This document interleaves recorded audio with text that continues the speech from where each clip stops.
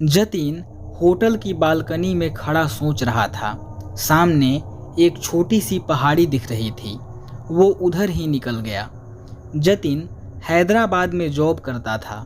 वहाँ की भीड़ भाड़ से ऊबकर वो इस छोटे से हिल स्टेशन पर आ गया था।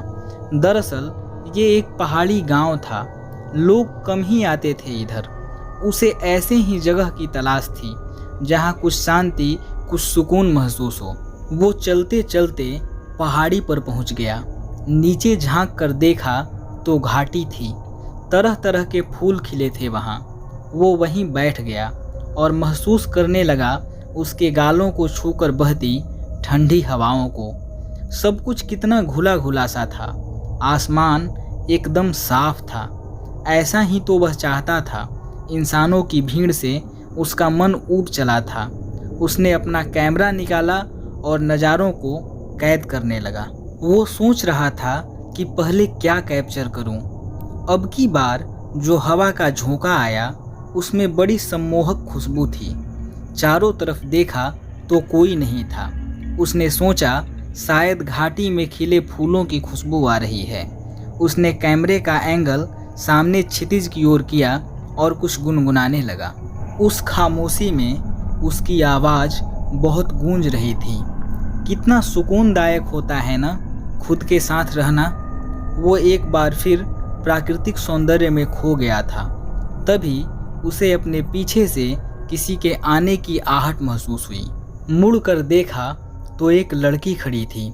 एकदम दूधिया रंग, गुलाबी दुपट्टा, काले रंग की ड्रेस, बला की खूबसूरती उस वीराने में एकदम से प्रकट हो गई थी। बड़ी अजीब बात थी। चुप्पी उस लड़की ने ही तोड़ी। नए आए हो यहाँ? जतिन ने कहा। हाँ हाँ, और तुम? मैं तो यहीं रहती हूँ, इस गांव में। उसने नीचे बसे एक गांव की ओर इशारा किया। जतिन ने कहा, ओहो अच्छा, आप तो शहरी बाबू लगते हो। जतिन ने कहा, हाँ हाँ, मैं हैदराबाद से आया हूँ। एक क्षण के लिए वो चुप हो गई। फिर मैंने पूछा, क्या हुआ? कुछ नहीं, मैं हैदराबाद नहीं जानती। हाँ, एक बार नाम सुना है पहले भी। जतिन ने कहा, और कहाँ कहाँ गई हो तुम? कहीं नहीं, मेरी दुनिया तो ये पहाड़ ही है साहब। जतिन ने कहा। साहब नहीं, जतिन। जतिन नाम है मेरा। और तुम्हारा? रेशमा। अच्छा तो रेशमा, हमको अपना गांव दिखाओगी कल? हाँ हाँ जतिन, नालेबा। नालेबा मतलब कल फिर आना। ओहो, कहाँ मिलोगी ये तो बताओ। यहीं पर आना। जतिन ने कहा। चलो ठीक है फिर, डन।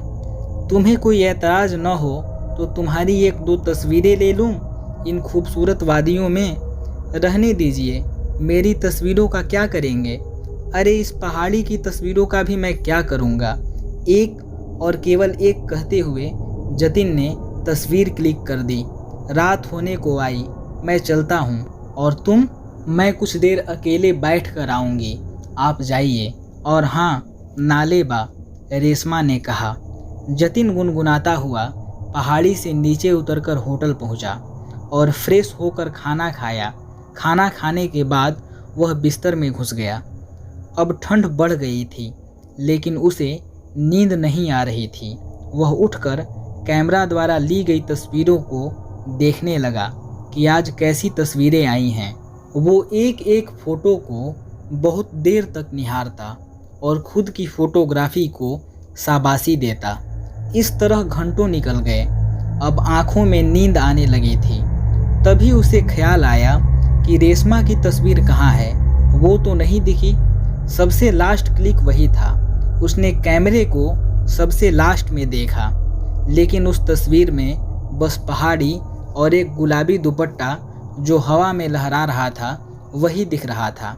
रेशमा उस तस्वीर में कहीं नहीं दिख रही थी। जतिन उदास हो गया। इतनी खराब फोटोग्राफी, दुपट्टा आया और चेहरा नहीं। उसने कई बार उसे गौर से देखा, लेकिन फ़ोटो में केवल दुपट्टा ही दिखता। इतनी ठंड में भी वो पसीना पसीना हो गया। दरवाज़ा खोलकर बाहर बालकनी में आ गया। बाहर एक बूढ़ा दरवान आग जलाए बैठा था और हाथ ताप रहा था। वो भी वहीं आकर बैठ गया। काका, कुछ बताओ इस जगह के बारे में। मैं तो नया आया हूँ यहाँ। ज़्यादा कुछ तो यहाँ नहीं है बेटा। चारों ओर पहाड़ और एक छोटा सा गांव है। थोड़ी शांति के लिए लोग इधर आते हैं। कुछ फोटोग्राफर तो कुछ लेखक लोग यहाँ आ जाते हैं कहानियाँ ढूंढते ढूंढते। अच्छा काका, वो सामने जो पहाड़ी है उसके बारे में बताओ। उस पहाड़ी पर कभी मत जाना तुम। लेकिन क्यों काका? पहले भी एक गया था। वो 1-2 दिन तो खुशी खुशी उधर गया और चौथे दिन गायब हो गया। पता नहीं चला वो कहाँ चला गया। जतिन के माथे पर फिर से पसीने की बूंद छलक आई। वह वापस अपने कमरे में आ गया और मन में दृढ़ संकल्प किया कि कल वहाँ नहीं जाएगा। जरूर कोई राज है। और यह सोचते सोचते सो गया कि अच्छा हुआ उसे पहले ही पता चल गया, नहीं तो पता नहीं क्या अनर्थ हो जाता। उसने नींद में ही करवट ली तो उसको वही खुशबू महसूस हुई जो पहाड़ी पर हुई थी। उसने घबराकर आंख खोल दी। उसके बिस्तर पर उसके बिल्कुल पास रेशमा बैठी थी। जतिन ने कहा, तुम इतनी रात मेरे कमरे में कैसे? मैं तो यहीं रहती हूँ। जतिन ने कहा, पागल हो गई हो? पहाड़ी पर बोली कि गांव में रहती हूँ और दरवाज़ा तो बंद था, तुम अंदर कैसे आई? मैं तो पहले ही आ गई थी। तुमने आने के बाद दरवाज़ा बंद किया। अब पलंग एक ही है तो मुझे यहीं सोना पड़ेगा, तुम्हारे ही बगल में। जतिन ने कहा, नहीं, दूर हटो तुम। और यह बोलकर वह बेहोश हो गया। सुबह जब उसकी नींद खुली, सूरज खिड़की से झांक रहा था। उसने खिड़की खोली और रात की सारी बातों को याद किया। उसने पागलों की तरह अपना बिस्तर झाड़ा, मगर वहाँ कोई भी नहीं था। दरवाज़ा देखा तो वो भी खुला नहीं था। क्या कहें, किससे कहें? कौन है वो लड़की? उसी के पास क्यों आ रही है? और बंद दरवाजे से भी कैसे आ जाती है? कोई भूत प्रेत तो नहीं? ये सब सोचकर वो घबरा रहा था। उसने सोचा कि वो ये होटल, ये जगह, ये सब छोड़कर आज ही निकल जाएगा और पास के ही किसी शहर में जाकर रहेगा। अजीब मुसीबत है। तभी उसे अपने कंधे पर किसी का हाथ महसूस हुआ। पीछे मुड़कर देखा तो रेशमा मुस्कुरा रही थी। जतिन ने कहा, तुम फिर आ गई? मैं गई ही कहाँ थी जतिन? जतिन ने कहा, अभी मैंने सारा कमरा छान मारा, कोई नहीं था यहाँ। तुम अजीब किस्म का छलावा हो। क्या खेल खेल रही हो मेरे साथ? क्या चाहती हो मुझसे? कुछ नहीं। मैंने बुलाया था ना पहाड़ी पर। तुम गांव देखना चाहते थे, लेकिन तुम कल से यही सोच रहे हो कि वहाँ नहीं जाओगे, तो मुझे ही यहाँ आना पड़ा। तुम जब भी यहाँ से भागने की सोचोगे, मैं सामने आ जाऊंगी। जतिन ने पूछा, लेकिन क्यों? पहाड़ी पर चलो एक बार, सब बता दूंगी। जतिन ने कहा, चल तो दूंगा, लेकिन मुझे तुम्हारा भरोसा नहीं।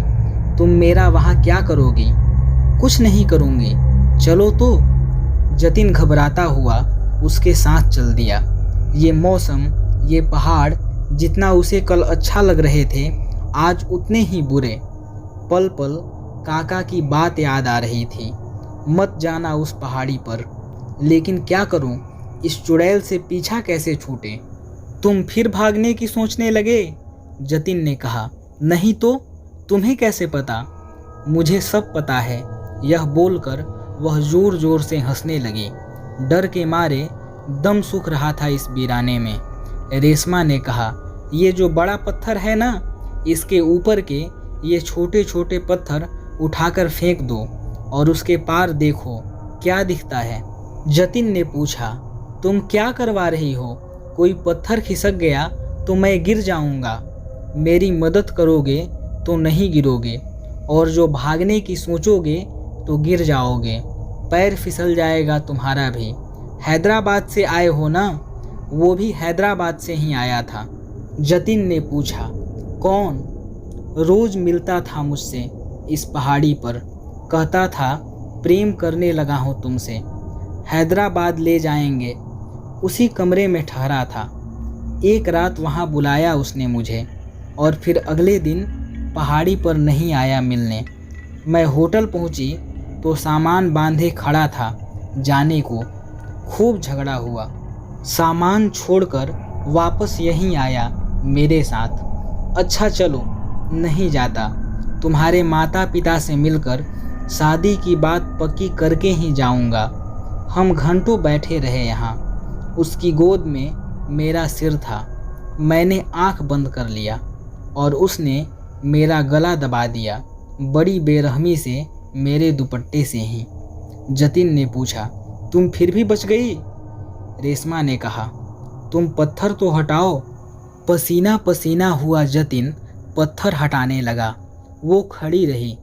जतिन को गुस्सा भी आ रहा था। खुद तो खड़ी है और मुझसे काम करा रही है।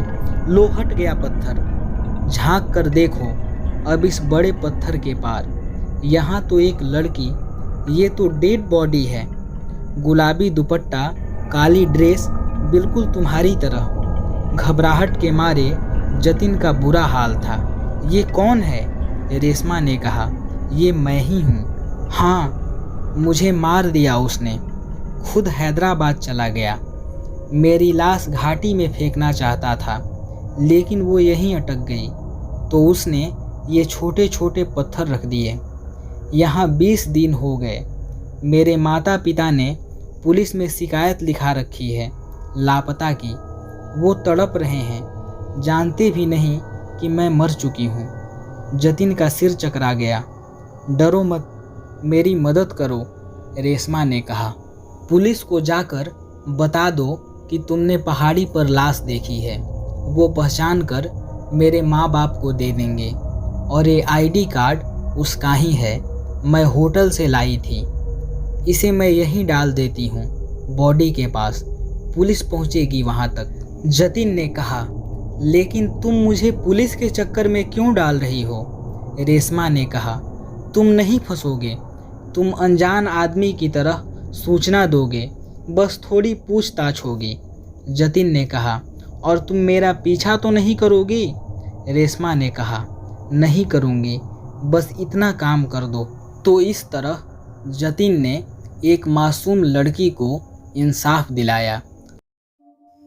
तो ये थी आज की कहानी। अगर आपको ये कहानी अच्छी लगी तो वीडियो को लाइक और शेयर करें, और इसी तरह की कहानियों को सुनने के लिए हमारे चैनल को सब्सक्राइब करें। धन्यवाद।